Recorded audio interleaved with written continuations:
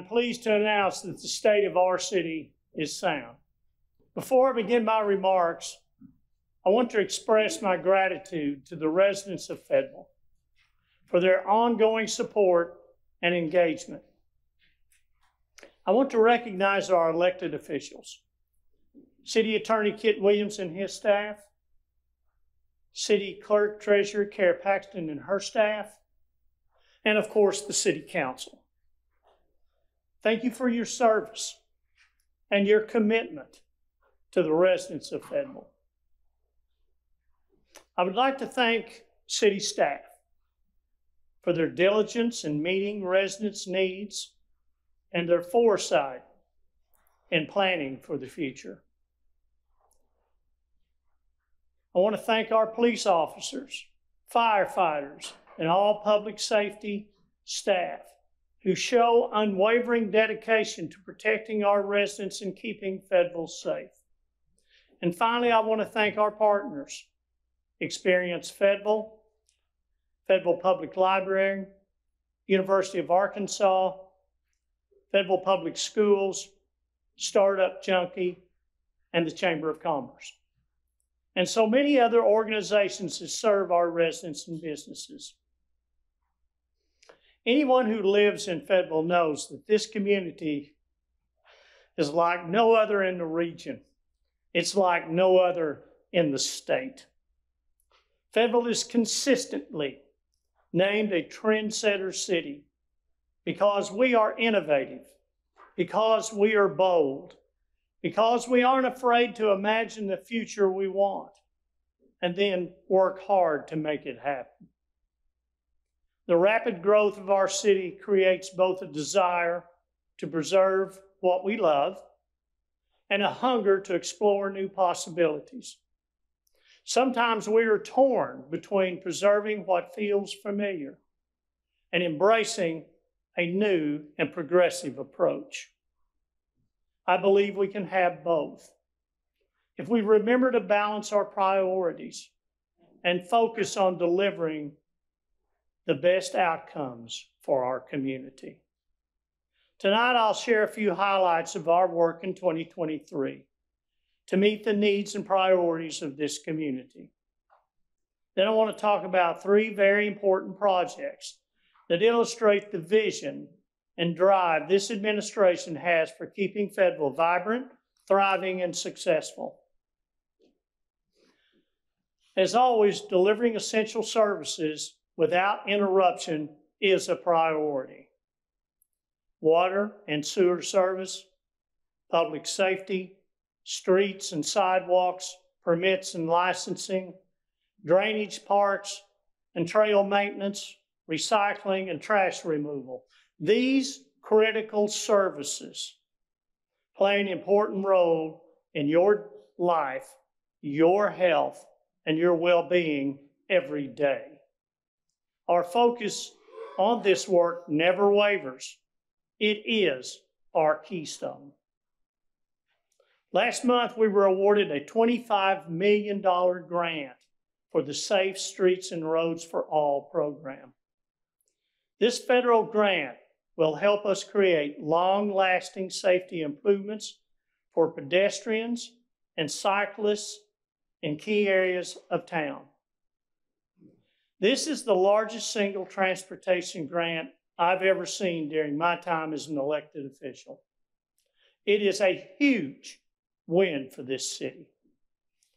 Growing Fayetteville's economy is a priority, and I'm pleased to report that we saw positive economic trends throughout 2023.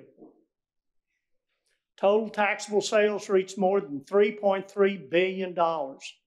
This is an increase of $100 million compared to 2022. 1,500 new jobs were added last year across many different business sectors. We issued more than $500 million in building permits, and that includes nearly 700 single-family homes, duplexes, and townhouses. These are strong results, and I want to see them continue.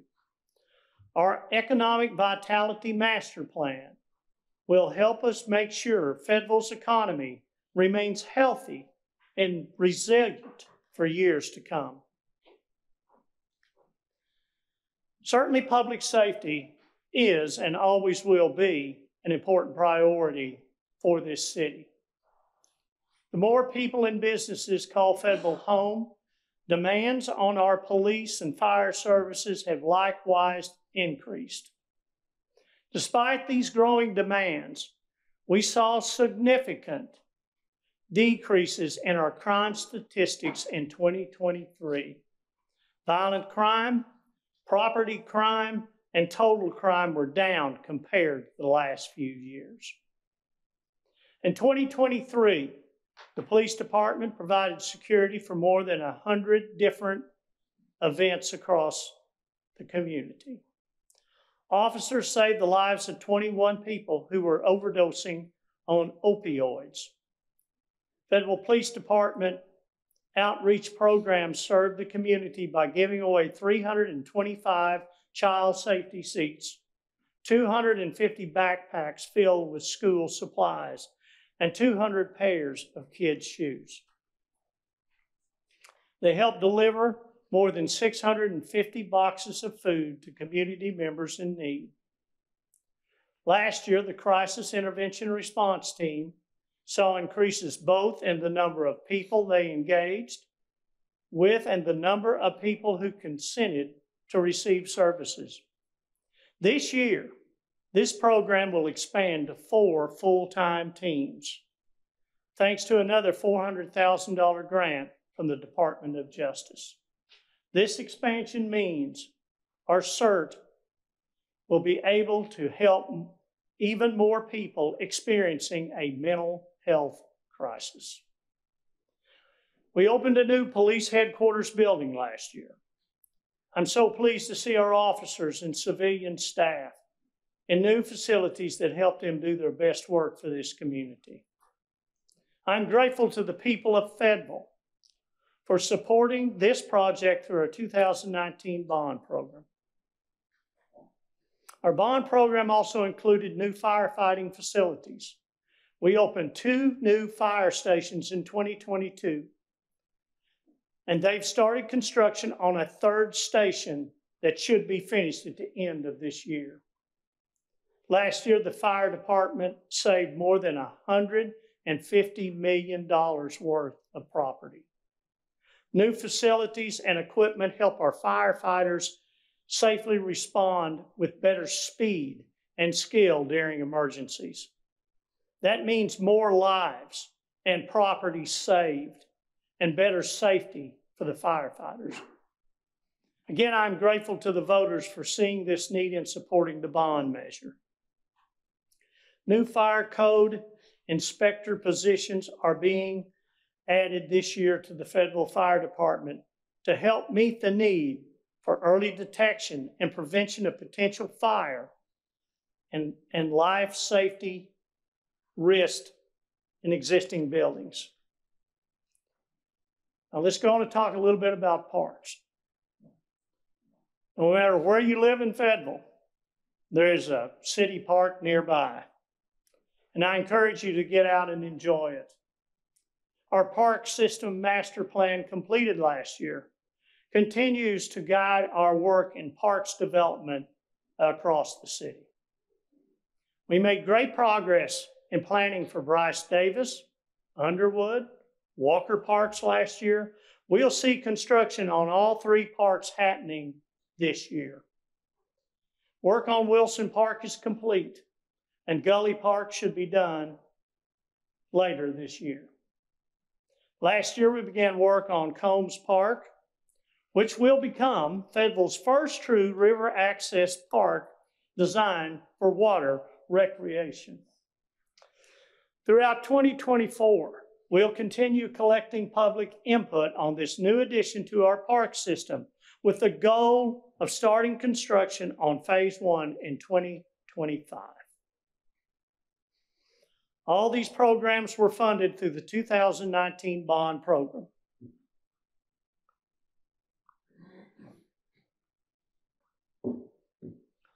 I've mentioned a few specific bond projects so far, But I want you to know that we have made excellent progress on all areas of our 2019 Infrastructure Improvements Bond Program.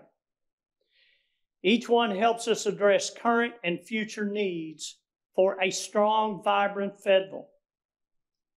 Bond project work has reached nearly $174 million since the program was launched.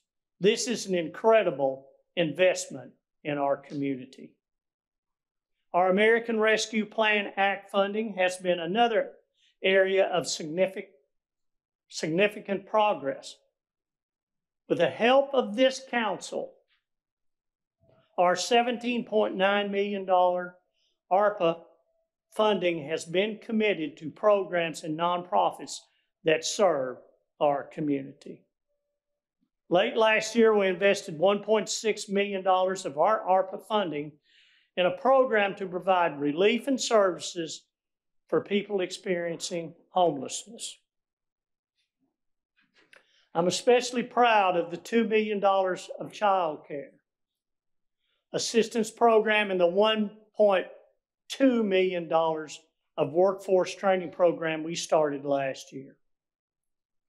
145 households have been served by the Child Care Assistance Program, and 256 people have participated in workforce training because of the funding we provided. These programs continue to help residents overcome barriers to entering or staying engaged in the workforce.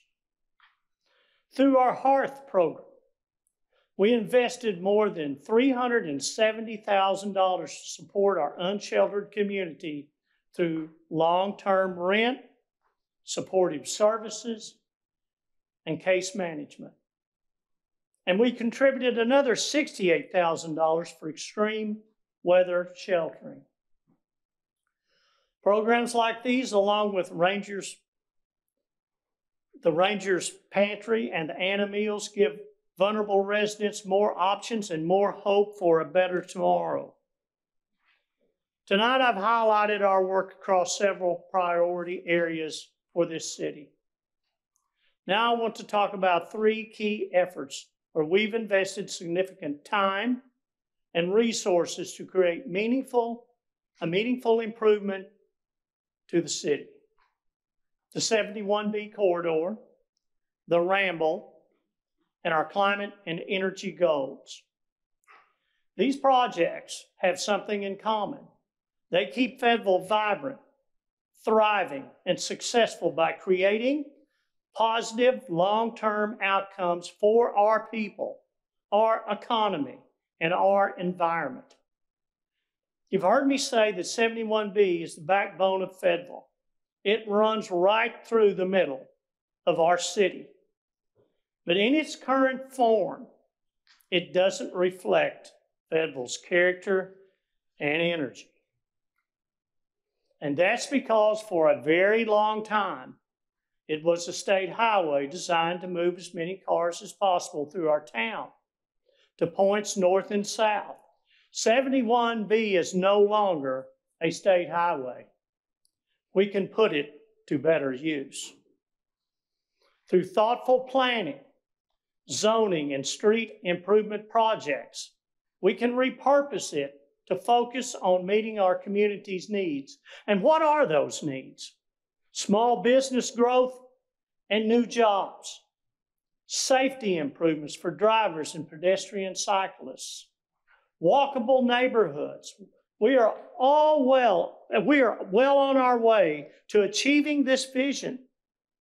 A 2018 community planning process helped to identify 5 priority street improvement projects. So far, we have completed improvements to Nelson Hackett Boulevard. This year, we plan to start construction on the intersection of North and College, the stretch of road from North to Sycamore, and the intersection of College and Millsap. With street improvements underway, we can turn our attention to improving how nearly 500 land parcels along 71B are zoned to support our growing community. This year, we will conduct a study and begin a robust community input, and I'm sure it will be robust. The robust community input process to understand where it makes the most sense to rezone 71B to allow for more housing and mixed-use developments. Much like the 71B corridor, the Ramble is a visionary project that brings new life and energy to a key area of Fayetteville, the heart of our downtown. This 2019 bond project is a great example of what can happen when we are open to the idea of transforming an underused piece of land into something that better serves our community. Last year, the Lower Ramble gave more than 5,000 people a chance to enjoy art-infused programming for free. Work on West Avenue and the Civic Plaza in the Upper Ramble are underway, and both should be done later this year. I'm looking forward to seeing all the opportunities available to residents and visitors once this work is complete. The Upper Ramble will be home to a new hotel building. Work on that project begins this year. I'm grateful to the City Council for approving this public-private partnership. The hotel project will have a positive effect on businesses throughout the downtown core, and it will bring close to $1 million a year in additional sales tax to the city. In 2023, we opened a new parking deck across the street from the Ramble. This year, we will open a police substation in the deck to help keep the Ramble and the entertainment district safe. This project delivers so much to our community. Public green space and trails, restored woods and stream banks, exposure to the arts for everyone. What began as an idea is now transforming the heart of our downtown and bringing so many new opportunities for our city. But while we forge ahead on new ideas, we must remember to protect and preserve the assets we rely on every day. We cannot have a healthy, vibrant community without making it a priority to protect our environment and preserve our natural resources. And while we continue to receive national recognition for our work around climate change, we are aggressively pursuing ways to do even more. Last year, Fayetteville became the first city in Arkansas to receive a gold certification in the LEED City Rating System. First one. This award recognizes the practical and measurable ways we improve sustainability and the standard of living for all residents. We were named a Tree City USA for the 28th year in a row by the Arbor Day Foundation. Last year, we planted more than 1,300 trees and gave away almost 1,500 more to residents through our celebration of trees and invasive species bounty programs. Last year, our recycling and composting programs kept more than 18,000 tons of waste from going into area landfills. We collected almost 1,500 tons of food waste.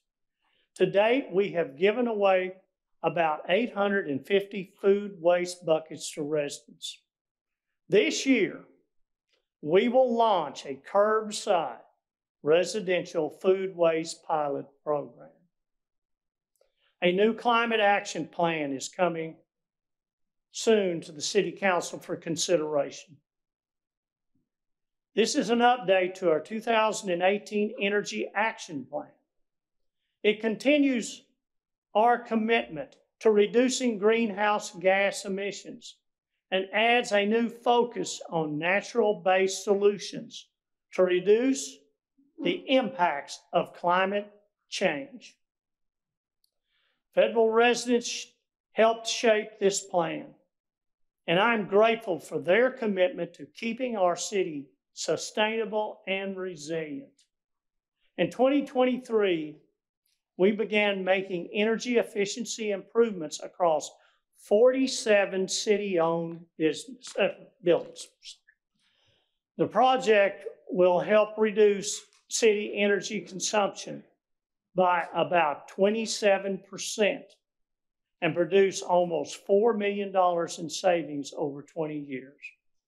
A new 3.77 megawatt solar array project was recently approved by City Council.